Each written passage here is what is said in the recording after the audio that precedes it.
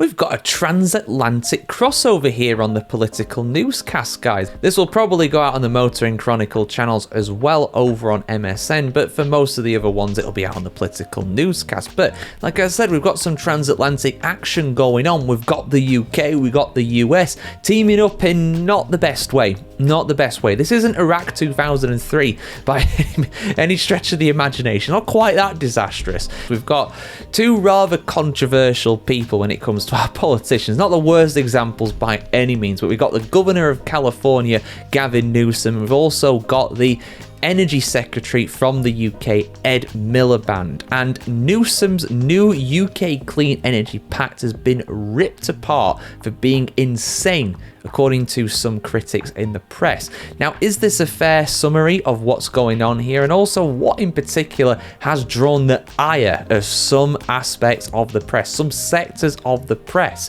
Let's have a look why, guys, here on the channel as always. Governor Gavin Newsom's Clean Energy Pact is getting torched as just another failure when it comes to California policy that has already driven serious business out of the Golden State.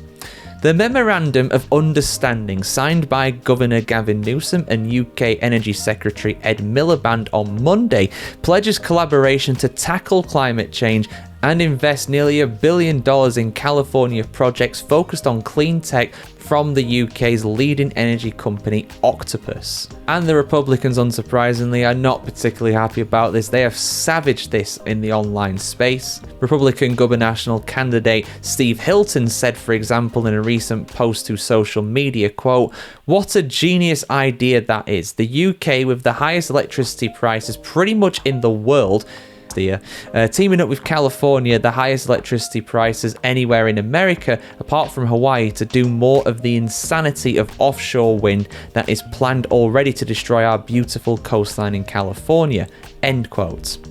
Hilton also criticised the Democratic president hopeful, because yes, he is hoping to run for president, believe it or not, for, quote, "spewing out carbon emissions," end quote, while touting clean energy policies. Before going on to say, quote, "We are so sick of Newsom endlessly flying around the world, lecturing everyone about climate change while spewing out carbon emissions, all while his insane climate policies give us the highest gas prices in America and the highest electricity bills after Hawaii," end quote. Although Izzy Garden absolutely savaged him back. She is the director of communications for Newsom, and she simply replied by saying, quote, "Who is Steve Hilton?" end quote. Not really addressing the problem, but makes me laugh when people say stuff like that. And yeah, it's not a surprise really that people are annoyed about this, because he is right what he's saying. I don't know about the electricity bills. I imagine those are some of the most expensive, but the gas prices in particular, gasoline prices I should say to be more specific, are the most expensive in the whole of the United States. So it's not a great look.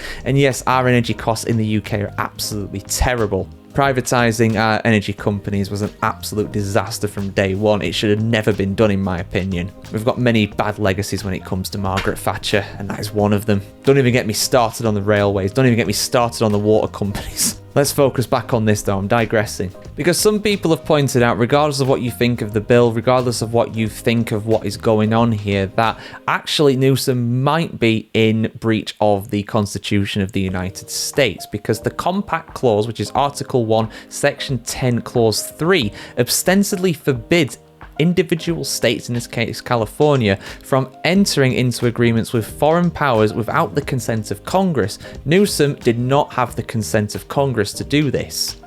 So he could be in a bit of trouble here, although we already know that Newsom and Trump do not get on. That is very clear.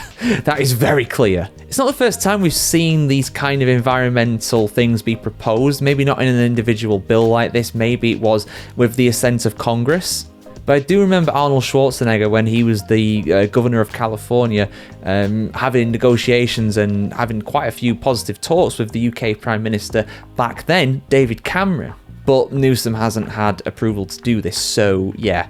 Regardless of what you think about it, it could be illegal, technically, in US law. And it's also ironic that we've got this happening between a state and a nation that's, yeah, don't really have the best record when it comes to our energy consumption and cost for its people.